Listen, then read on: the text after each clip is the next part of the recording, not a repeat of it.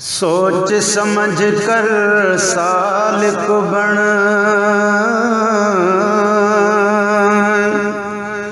ते आपनो आप पेशानी। ए खेल घड़ी दा है खोखर, खिल घिन जावे लविहानी। आखिर पौसी लुकमान लड़ना, दुनिया दंग दंगानी।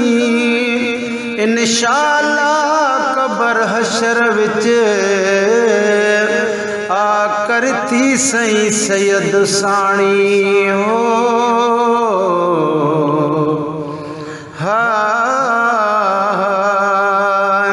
तन तस्बी मन मणियो, दिल दंबूरो जन तंदू जन तल बजू। वहदत सिर वजन वहदहु ला शरीक लहू।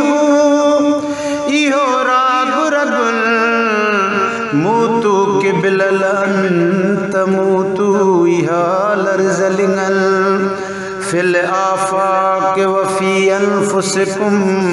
इहा हाजहतन लितुनज़िर कौमम मा उनज़िर। इहो पह पेरन सब उज़वा अब्दुल लतीफ़ चए।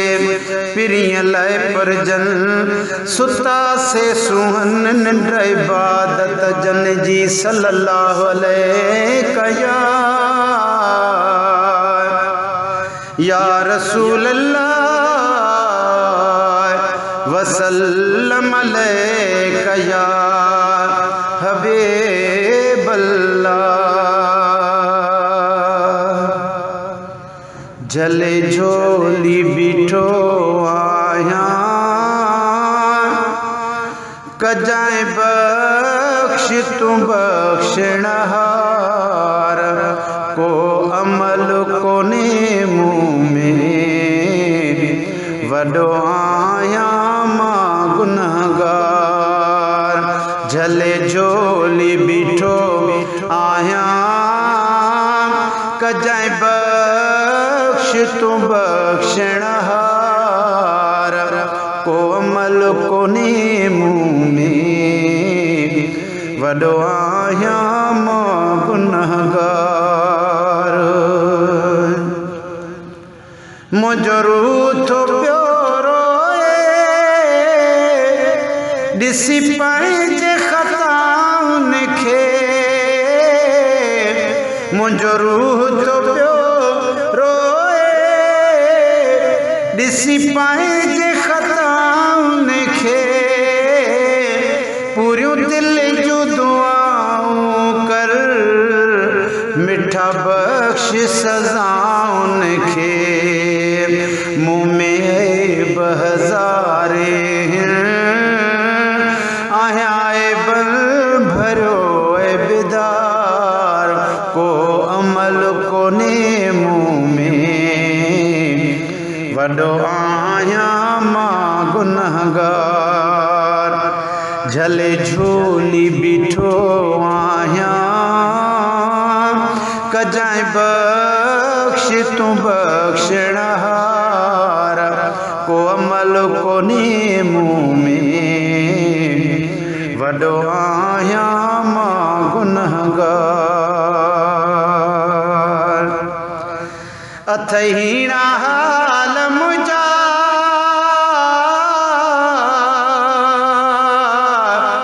अथहीना हाल मुझा। आया साईं गंदो, जड़ो तड़ो भी आया। पर आया तुहें जो बंदो, पर पाण ही जल जलालहू। पाण ही जान जमाल, पाण ही सूरत पिरिय जी। पाण ही हुस्न कमाल, पाण ही पीर मुरीद थे।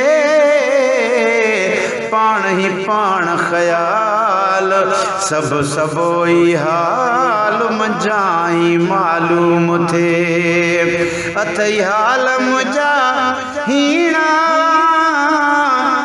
आया साईं गंदो जड़ो तेड़ो भी आया पर आया तुझे जो बंदो ओ रहीम गुजारिया मुँह मेरी सजी बेकार को अमल को ने मुँह में आया मां वडो गुनहगार झले झोली बिठो आया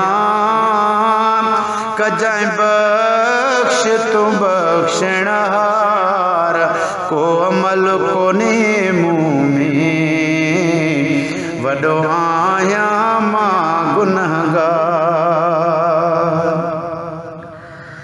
ही गफूर तुन्यो तुहि जो आ गुलाम अज़ल खाई रहमत जो तलबियो इनाम अज़ल खाई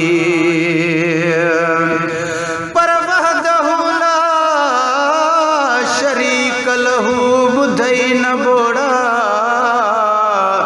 के तो न कने सुना जे घट अंदर घोड़ा गाड़ी दे घोड़ा जित शाहिद थी दई सामुहा वहदहु ला शरीक लहू